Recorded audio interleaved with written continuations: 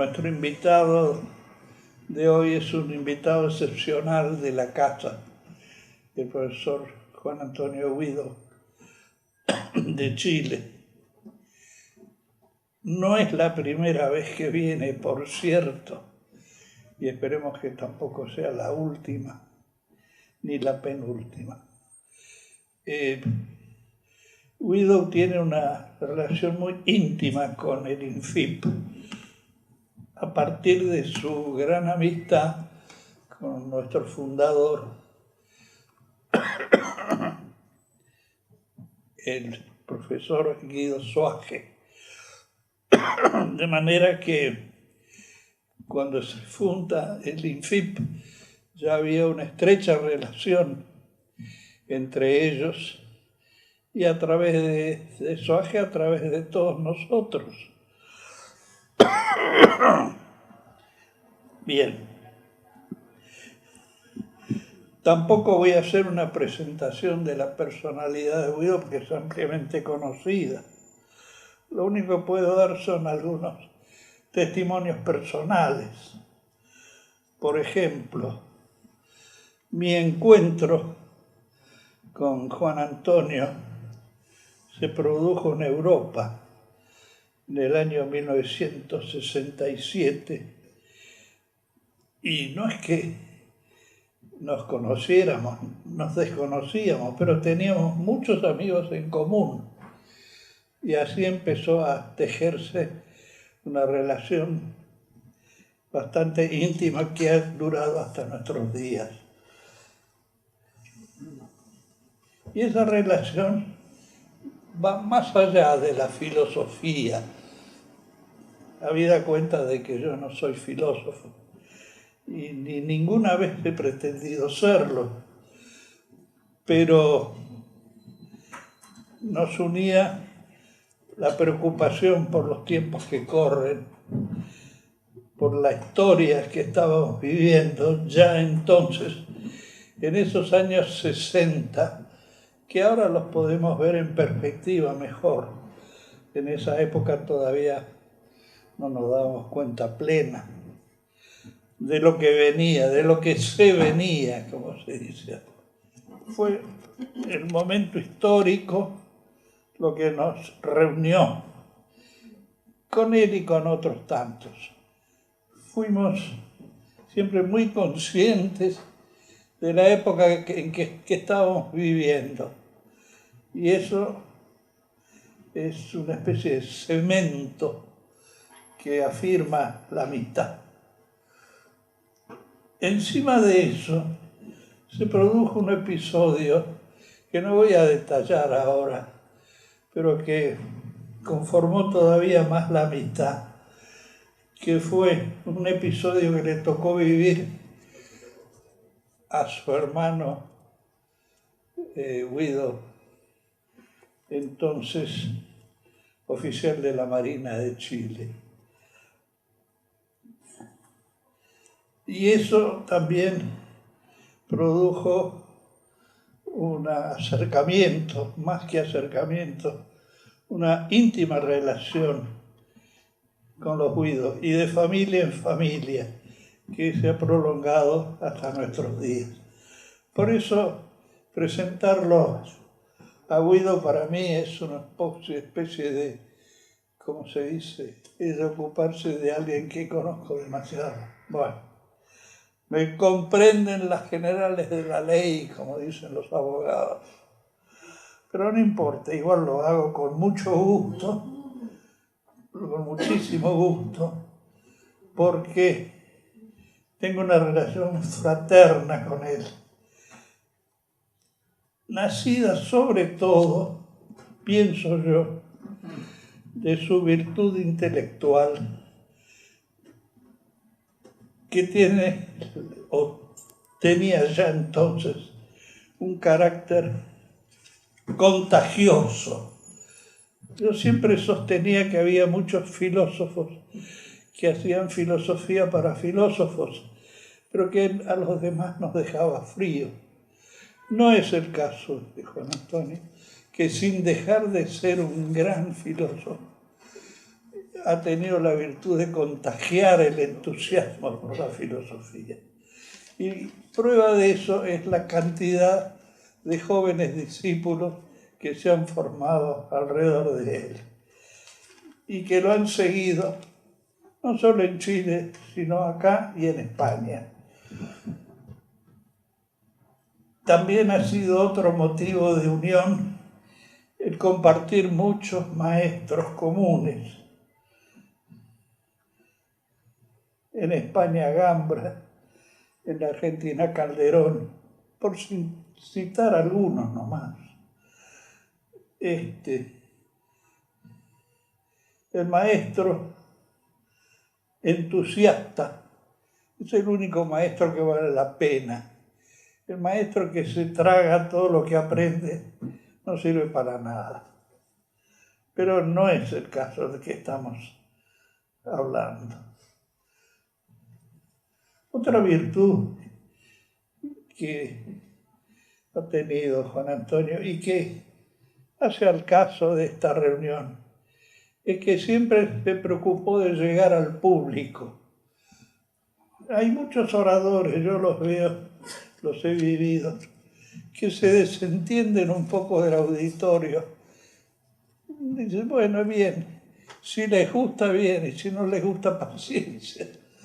En el caso de él ha sido notable el entusiasmo y la voluntad de llegar a los demás. Y eso es lo que lo llevó, entre otras cosas, a fundar una revista que se llamó Tizona, que acá muy pocos han conocido, pero que tuvo una virtud doble. Primera, la de ser muy buena publicación de alto nivel, y de segundo, de haber sido lanzada al público en un momento dramático de la historia de Chile, cuando el comunismo había tomado el poder y estaba manipulando la política de esta república hermana. Y otra virtud que ha tenido también para llegar al público ha sido la de encargarse de otra publicación, de otro orden, mucho más académica, que se llamó, y no sé si se sigue llamando, Filosófica, que lo editaba la editorial de la Universidad Católica de Valparaíso. Una revista que verdaderamente es una joya y que yo estoy seguro que la colección está en esta biblioteca. Es decir, dos maneras que ha tenido de no guardarse su saber, sino de difundirlo y hacerlo entender a todos los niveles.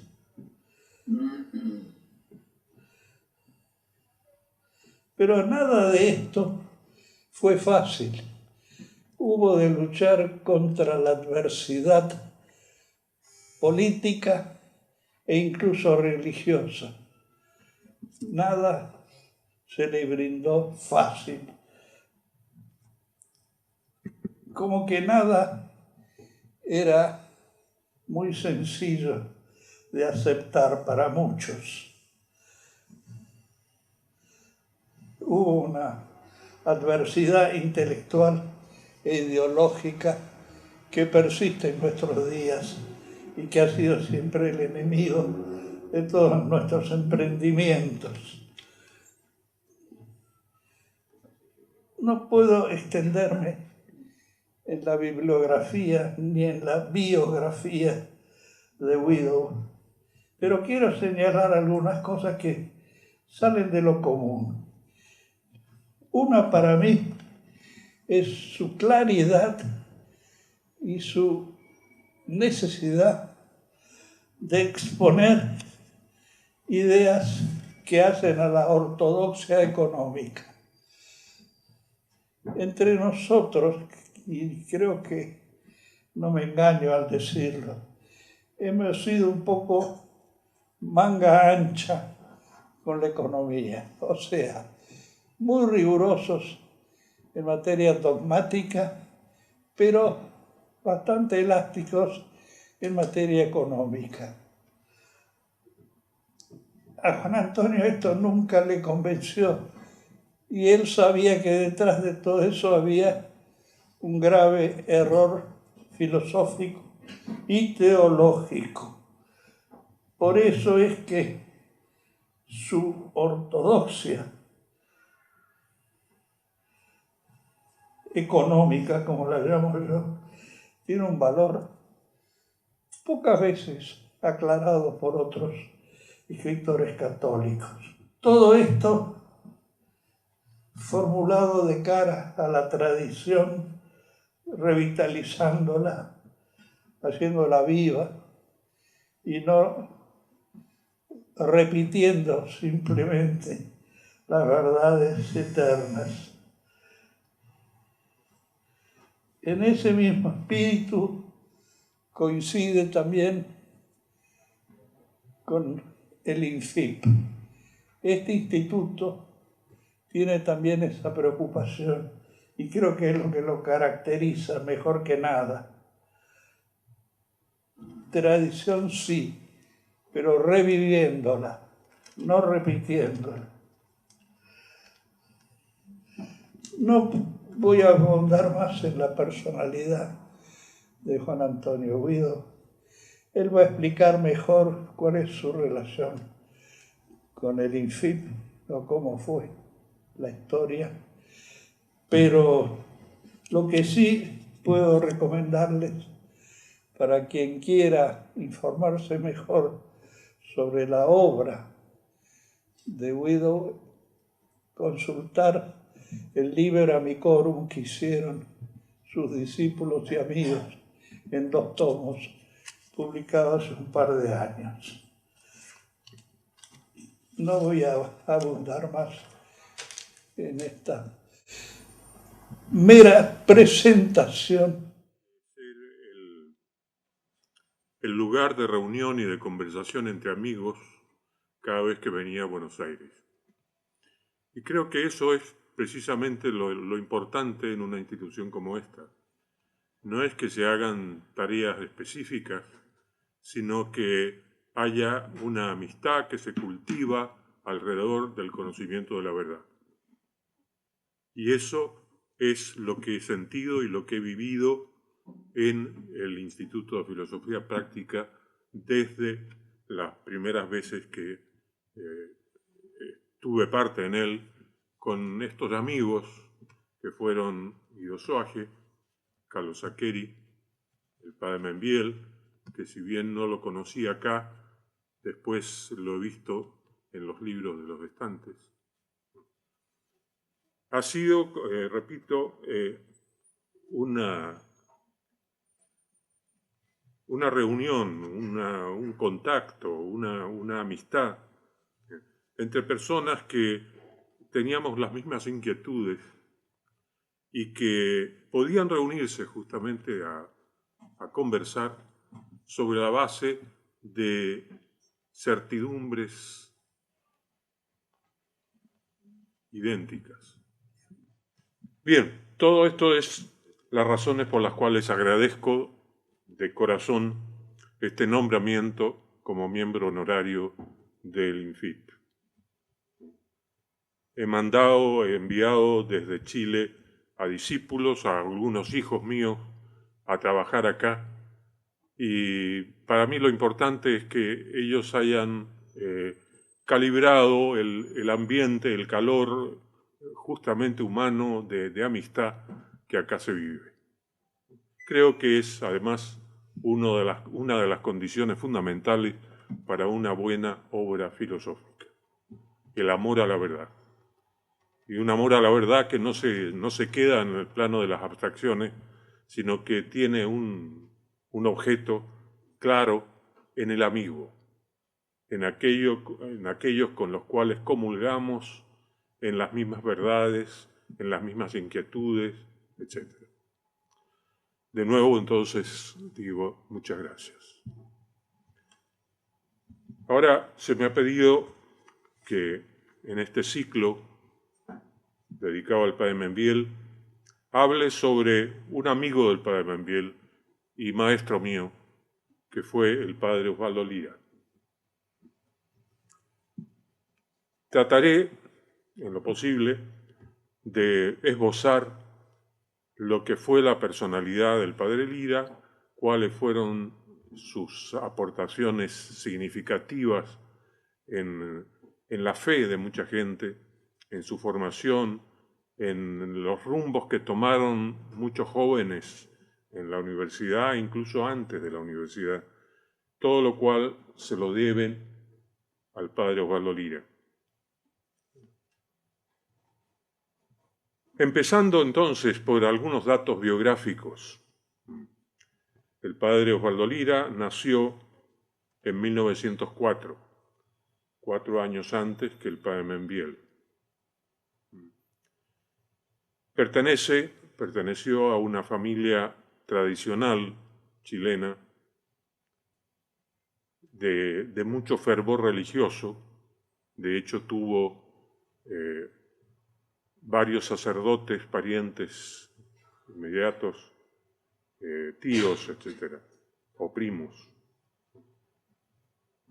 Él nació un 11 de febrero, día de la Virgen de Lourdes, y fue bautizado al mismo día, según una vieja costumbre de antiguos católicos, de la tradición católica, de que era conveniente que se comenzara la vida sobrenatural al mismo tiempo que la vida natural, y que no fueran, por consiguiente, vías paralelas, sino una conjunción de ambas.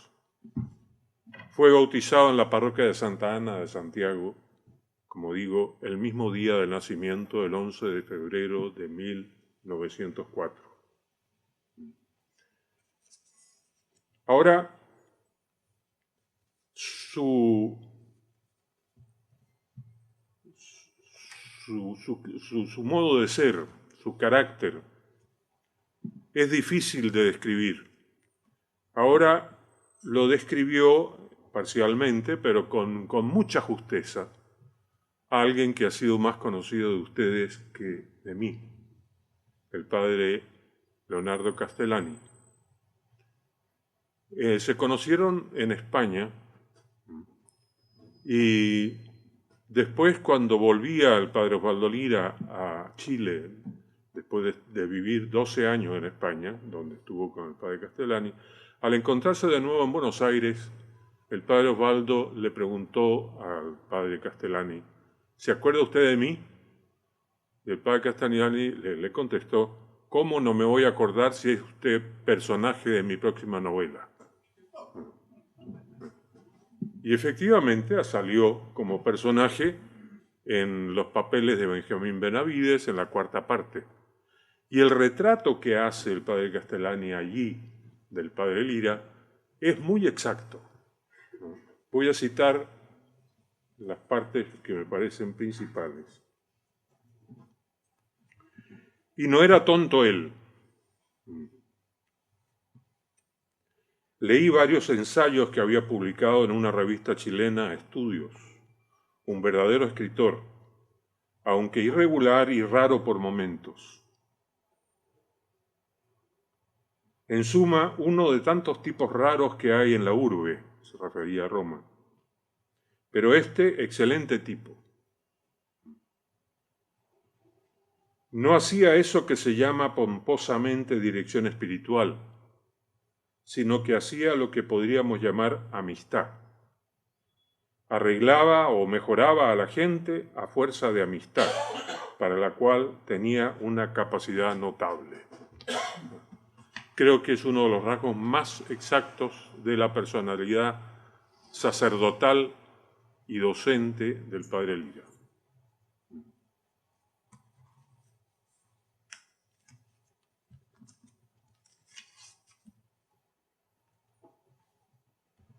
Fue un hombre siempre perseguido. A la persecución, desde que es sacerdote ordenado el 16 de diciembre de 1928, dentro de su propia congregación, la de los Sagrados Corazones de Jesús y María. Se habla de él diciendo que es conflictivo, una especie de categoría con la cual se clasifica definitivamente a la gente sin importar acerca de qué sea el conflicto. Fue perseguido, digo, en su propia congregación, y en su congregación lograron que saliera de Chile y que se la mandara a España. En España vivió 12 años, diciendo después él que fueron los años mejores de su vida. Efectivamente, en España se relacionó con artistas, filósofos, es decir, vivió plenamente su vocación intelectual. Pero volvió a Chile el año 1952. Allí sus persecuciones fueron primero encabezada por el arzobispo de Santiago, Monseñor o el cardenal Silva Enríquez, el cual le prohibió escribir y además, y esto en connivencia con el nuncio de entonces, le mandó que sacara su nombre del consejo editorial de la revista Tizona. ¿Cuáles son las razones? Las mismas, conflictivo. Ahora, ¿que era conflictivo? Sí era conflictivo, ciertamente. Ahora, no se sabe por qué se va a calificar a alguien en su personalidad en cuanto a conflictivo. Obviamente, ahí lo importante es qué es lo que le lleva a ser conflictivo. Y evidentemente las circunstancias por las cuales entonces atravesaba por una parte la Iglesia, por otra parte nuestra patria Chile. Bueno, esas circunstancias hicieron que adoptara actitudes que verdaderamente eran conflictivas, pero que por lo visto eran muy incómodas para mucha gente. El arzobispo, como digo, le prohibió escribir, publicar y le mandó salir del Consejo de Redacción de Tizona.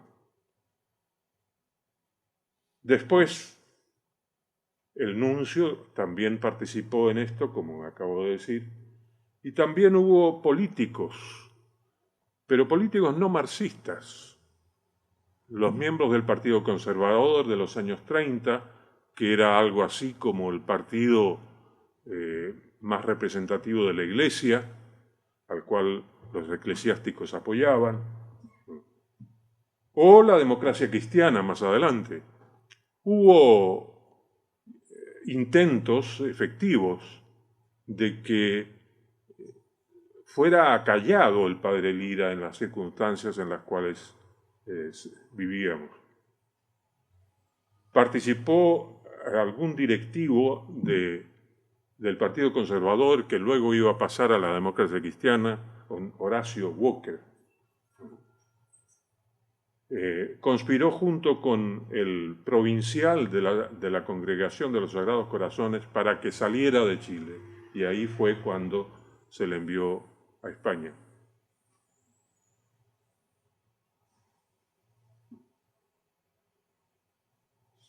Sostuvo él públicamente que siendo católico no era necesario pertenecer al Partido Conservador, y esto fue la razón principal por la cual se le quería fuera de Chile. Bien, estos son los datos biográficos principales.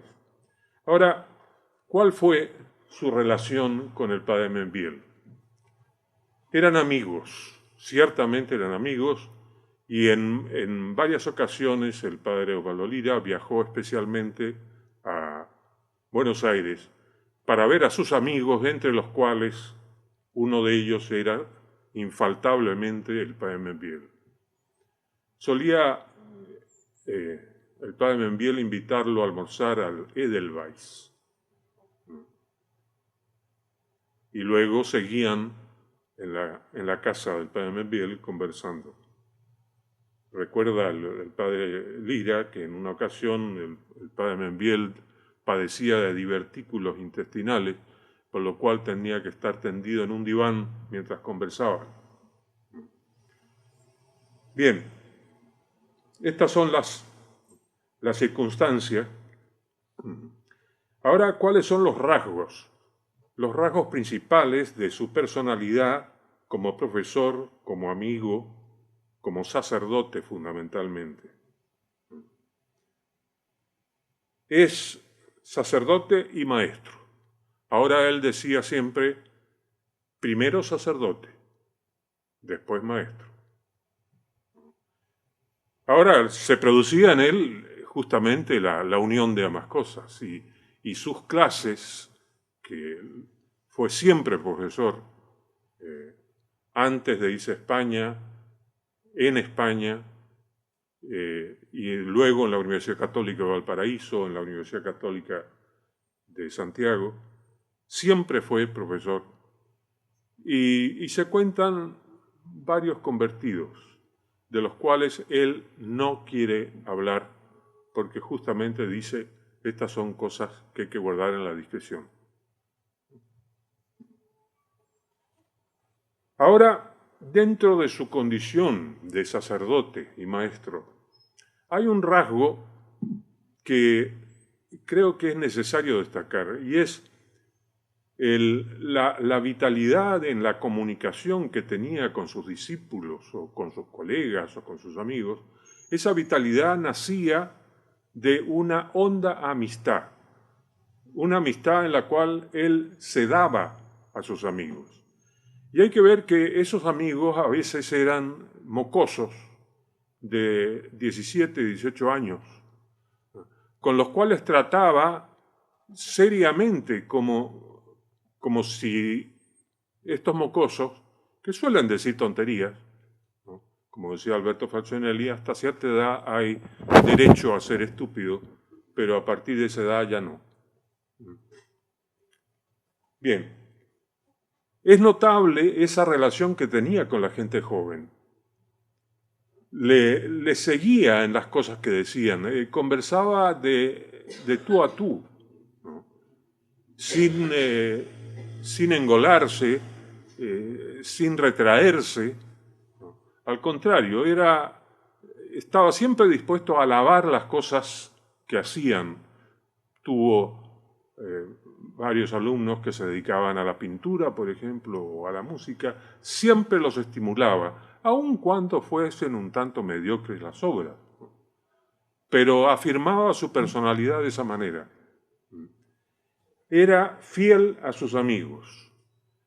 Recuerdo que en el día de su funeral se destacó justamente, y coincidiendo varias de las personas que concurrieron, se destacó justamente el ser fiel como característica suya, fiel a sus amigos, fiel a su congregación a pesar de la persecución sufrida, fiel a la Iglesia a pesar de todo lo que el clero le hizo sufrir, etc.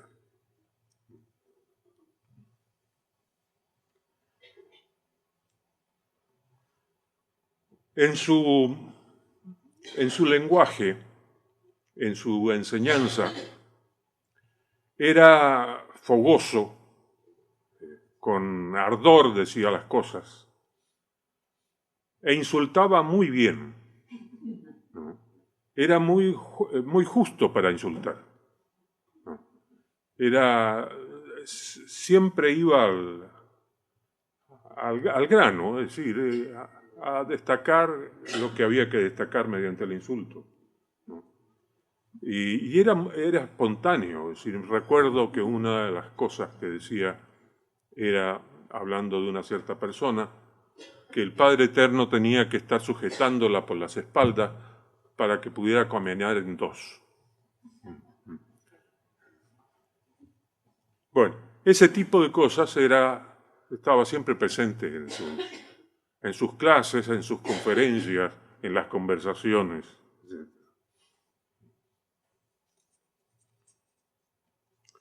Ahora, ¿qué enseñaba? Vamos a la parte ya sustancial de esta exposición. Podemos tocar varios puntos. El primero es su tomismo. El segundo es su enseñanza estética. Fue profesor de estética durante toda su vida, publicó una magna obra en 3 tomos de más de 1000 páginas sobre el misterio de la poesía y hizo clases de estética en la universidad, más bien de filosofía del arte. En tercer lugar, la filosofía política. Y en cuarto, la teología. Veamos entonces lo primero, el tomismo. Él en una ocasión dijo, preguntándole por el padre Membiel, que era un gran filósofo y un tomista 1000%. Además dijo que tenía el mérito de haber librado a su patria Argentina de 2 plagas, la democracia cristiana y el marxismo. En fin, comentario pueden hacerlo ustedes, yo no. Pero en fin, creo que desde el punto de vista que entonces teníamos, era acertado. El tomismo entonces para el padre Lira era no solo un aprendizaje, no un conocer obras, no la labor de un erudito, sino que consistía en una compenetración con el espíritu de este maestro suyo que era Tomás de Aquino. Una compenetración que podemos llamar también con naturalidad. Es decir, era tomista sin necesidad de consultar los textos, y entre otras razones porque ya los había consultado todos. Él empezó a estudiar directamente en Santo Tomás desde el 2º año de su escolasticado, de su seminario. Incluso lo dejaron a cargo de un curso con compañeros suyos a quienes debía enseñarle. Pues bien, él rechazó siempre estudiar los temas en los manuales ad usum, que entonces se usaban, los manuales aptos para los seminaristas. Él enseñaba sobre la base de los escritos directos de Santo Tomás. Y hasta el punto entonces que se metió de tal modo en ellos que, como decía recién, se gestó una especie de connaturalidad, es decir, su modo de pensar era un modo de pensar muy en consonancia con el de su maestro Tomás de Aquino. No era necesario ya al final de su vida que fuera a consultar los libros para saber lo que decía Tomás de Aquino. Ya lo sabía. Y lo sabía aún cuando no lo hubiera consultado. Ya sabía cuál era el espíritu de Tomás de Aquino frente a determinados problemas. Bueno, y esto es lo que, este espíritu tomista, era lo que salía a luz en su enseñanza.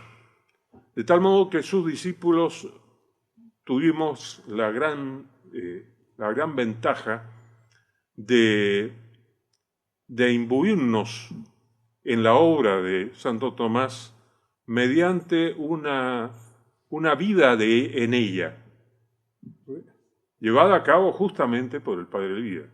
Es decir, entendíamos a Tomás entendiendo al Padre Lira. Lo cual obviamente no significa que no hubiese discusiones, etc. Pero el clima dentro del cual esas discusiones se realizaban era un clima perfectamente diáfano, ¿no?, en cuanto a la verdad que era el objetivo del intelectual que enseñaba esas cosas.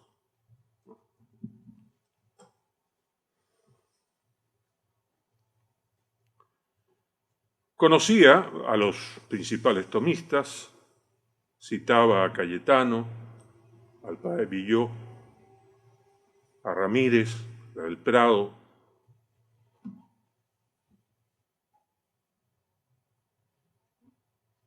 Todos sus discípulos, de esa manera entrábamos en el ámbito de estos autores. Y allí aprendíamos justamente que no es tanto lo importante conocer lo que ha pensado determinado autor, sino el de conocer la verdad.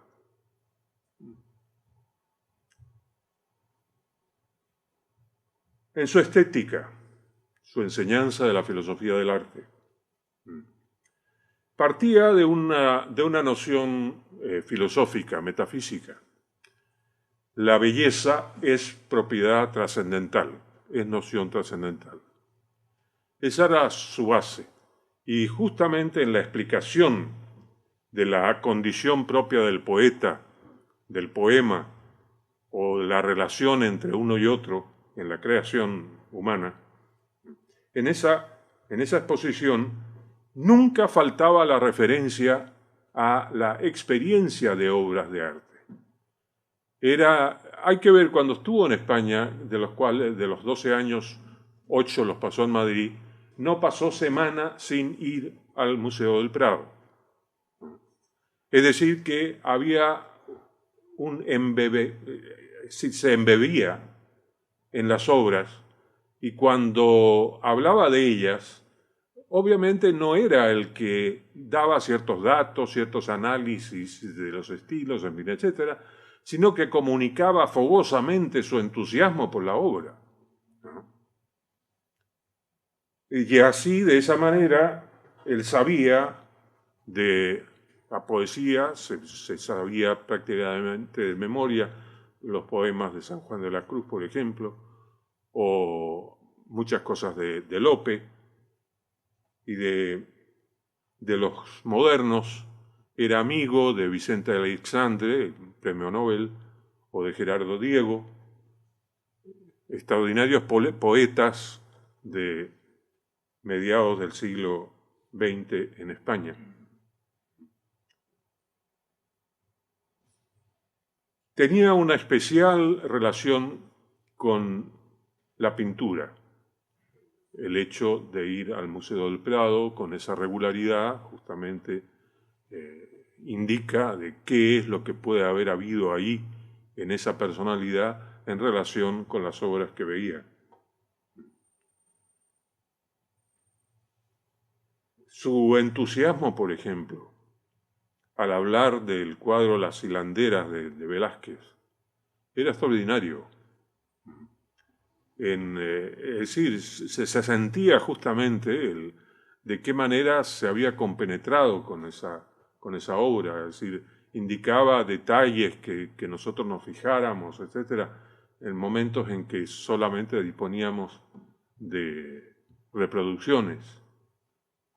Pero claro, eso nos preparó muchísimo para cuando nos viéramos frente a las obras originales, empezáramos a apreciarlas, no solamente en plan de información o noticia, sino de íntimo aprecio. Los músicos, hay obras que siempre pedía que se las tocaran. El último cuarteto de Beethoven, el Opus 135, que él decía es un anticipo de la música moderna, ¿no? Y efectivamente uno, separando trozos, uno podría decir que es de Schoenberg o algún otro músico ya más reciente. La otra obra que siempre pedía que se la tocaran era la Quinta Sinfonía de Schubert. Y apreciaba una versión en un disco de Hans von Benda. Dice que era la mejor versión de esa obra de Schubert. Le gustaba Mahler, para qué decir don Manuel de Falla, y hizo una cierta amistad con Joaquín Rodrigo, a quien trató en casa del que era entonces embajador de Chile en España, Germán Donoso. Él le preguntaba al padre Osvaldo, ¿a quién quieres? Lo tuteaba porque habían sido compañeros de curso en el colegio. ¿A quién quieres que te invite ahora? Y él le iba diciendo justamente a estos artistas, pintores, músicos, etc. Y así conoció a Joaquín Rodrigo. Apreciaba y no admitía que se despreciara así por principio el arte moderno. Es decir, el arte moderno obviamente que tiene tantas caras cuantos autores y cuantas obras. Y esa es justamente la posición que él tenía respecto de este tema. En cuanto a la filosofía política, hay que ver que él se interesó por el tema cuando leyó una obra que descubrió que alguien la tenía y que la consiguió para sí, para leerla. Son los 20 tomos de los discursos de Vázquez de Mella, ¿no?, en el Parlamento español. Esos 20 tomos los leyó, escribió su famoso libro, su primer libro, Nostalgia de Vázquez de Mella, ¿no?, que ha sido, según testimonio de Rafael Gambra, el libro de texto principal de los carlistas españoles, ¿no?, es decir, diríamos mejor de los tradicionalistas españoles. A partir de ahí, empezó a tratar acerca de la filosofía política y trató sobre el tema abundantemente, e incluso apoyando obras o escritos de amigos suyos sobre estos temas. Y lo digo porque a mí me apoyó mucho también en esto.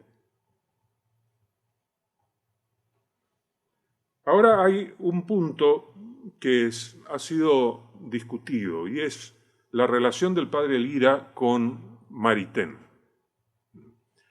Hubo efectivamente, a comienzos de los años 30, artículos publicados en la revista llamada Estudios sobre Maritain siendo laudatorio. Más adelante, bastante más adelante, ya lo encara del mismo modo como lo encaró el padre Membiel. Y probablemente han conversado de este tema. Ahora, el hecho es que a partir de 1930, claramente, el Maritain que escribe a partir de ese momento es otro completamente distinto del que había escrito antes. Hay que ver que Maritain fue una de las principales cabezas de la Acción Française. Él recibió una herencia de un tradicionalista que murió en la Primera Guerra y que le dejó a él y a Charles Maurras un legado a cada uno de 1 millón de francos de esa época, ¿no? Con lo cual, obviamente, Maritain vivió hasta el final de sus días, ¿no? En fin, eso por ser Maritain de Acción Française. Es decir, que el Maritain al cual defendía el padre Lira era el Maritain amigo de Maurras, cabeza de Acción Française, etc. Ahora, cuando ocurrió aquel triste acontecimiento que fue la censura vaticana a Acción Française, ahí vino el viraje completo, radical, de Maritain en su pensamiento político y en general en su pensamiento filosófico, antropológico, etc. Es decir, incluso el estilo de Maritain de antes y después de la condena de Acción Française cambia. Es decir, el estilo posterior, a partir de, digamos, 1930, ese estilo posterior es el de un iluminado, el de un profeta, y él mismo lo dice. Él dice, ahora hay 3 profetas. Uno es Saúl, no me acuerdo cuánto, un norteamericano. ¿Cómo es? ¿Saúl cuánto? Ajá. El otro es Eduardo Frei Montalva, en Chile. Y el tercero soy yo. Evidentemente que era muy distinto el Maritain que eso escribía al que había escrito antes, cuando era entusiasta miembro de Acción Francesa. De tal manera entonces que la diversidad de posiciones frente a Maritain, que la tuvo el padre Lira, se explican no por el viraje de quienes comentaran a Maritain, sino por el viraje de Maritain.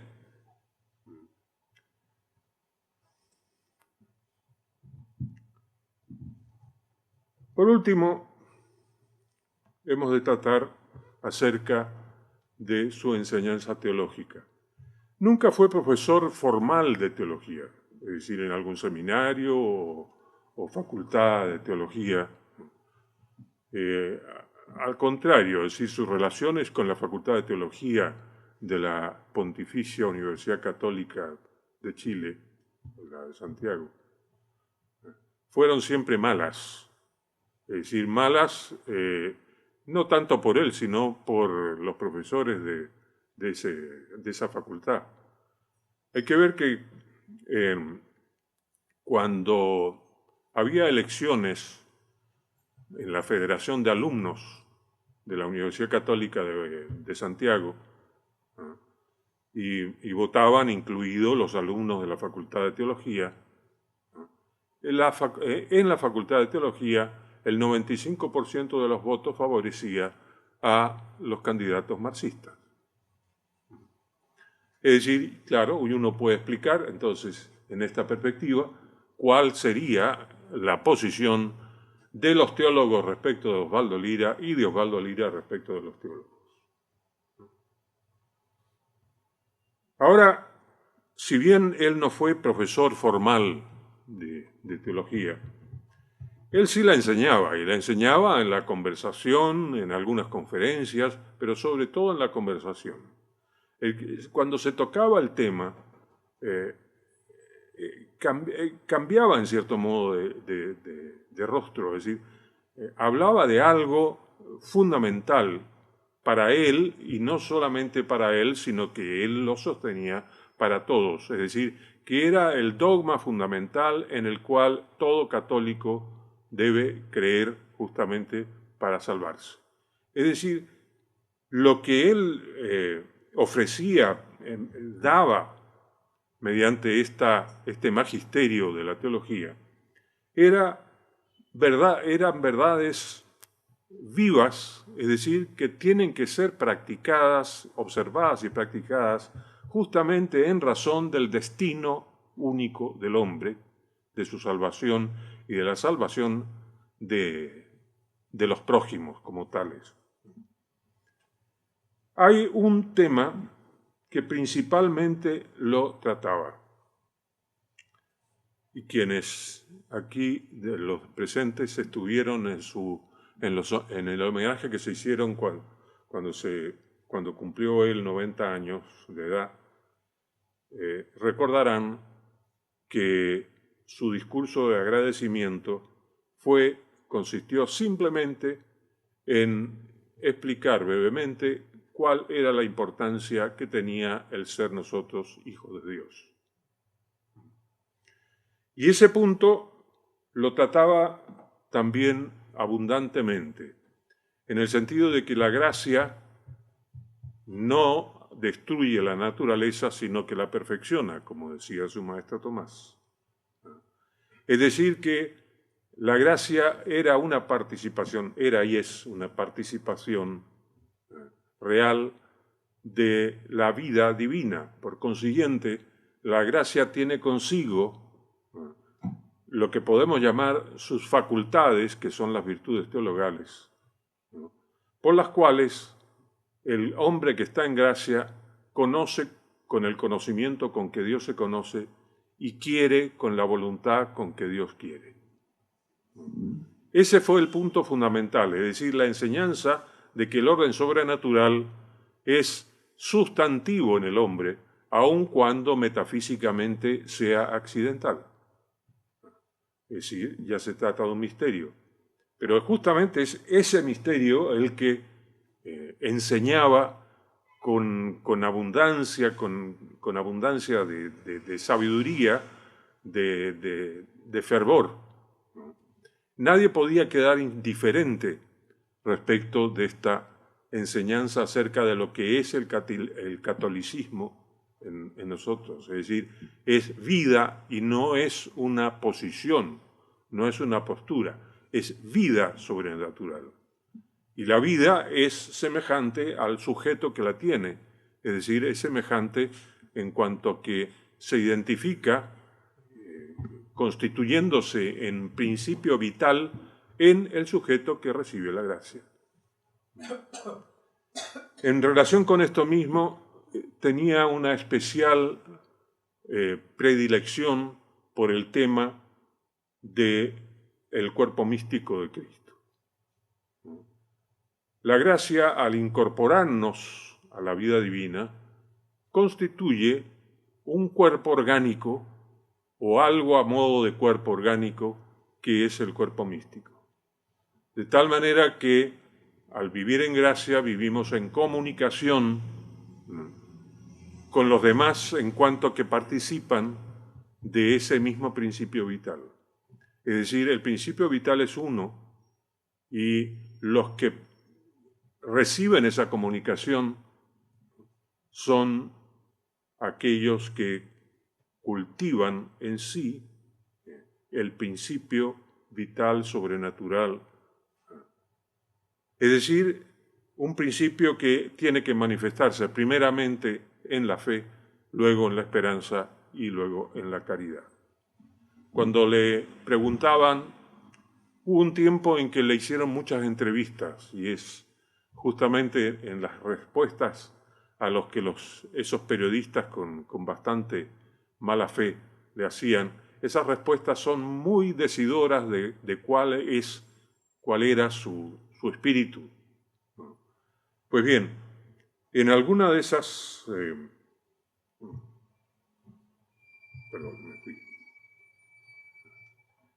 en alguna de esas encuestas le preguntaron que qué le parecía una iglesia popular, que qué le parecía esta necesidad de que la gente fuera al pueblo y que el pueblo se identificara con la iglesia, ¿no? Es decir, que la iglesia se abriera. Voy a citar el párrafo completo en que responde a esta pregunta. La pregunta es, ¿cree usted que la Iglesia Católica debe aspirar a ser popular, no en el sentido de acercamiento al pueblo, sino en el de tener popularidad? Respuesta, de ninguna manera. La misión de la Iglesia es conservar y desarrollar los dogmas revelados, sin considerar para nada el hecho de tener o no popularidad. Para eso la creó Cristo. Yo siempre cito a Cristo como ejemplo de la antidemagogia. En la primera multiplicación de los panes, Cristo pronunció el famoso discurso sobre el pan de vida, que aparece en el capítulo 6 del Evangelio según San Juan. Allí dice que su sangre es verdaderamente bebida y su carne verdaderamente comida. La multitud que lo oye se escandaliza, y Cristo remacha su doctrina con intransigencia absoluta, de suerte que se van todos y queda solo con los 12 apóstoles. Cristo, en vez de pedirles por favor que se queden, les pregunta desafiante, ¿vosotros no queréis iros también? Pedro contesta por sí y por los demás, diciéndole, Señor, ¿a dónde iríamos? Nosotros hemos visto y creído que Cristo es el Hijo de Dios vivo. Yo creo, termina el padre Osvaldo Lira, yo creo que la Iglesia debe modelar su actitud conforme a este ejemplo de Cristo.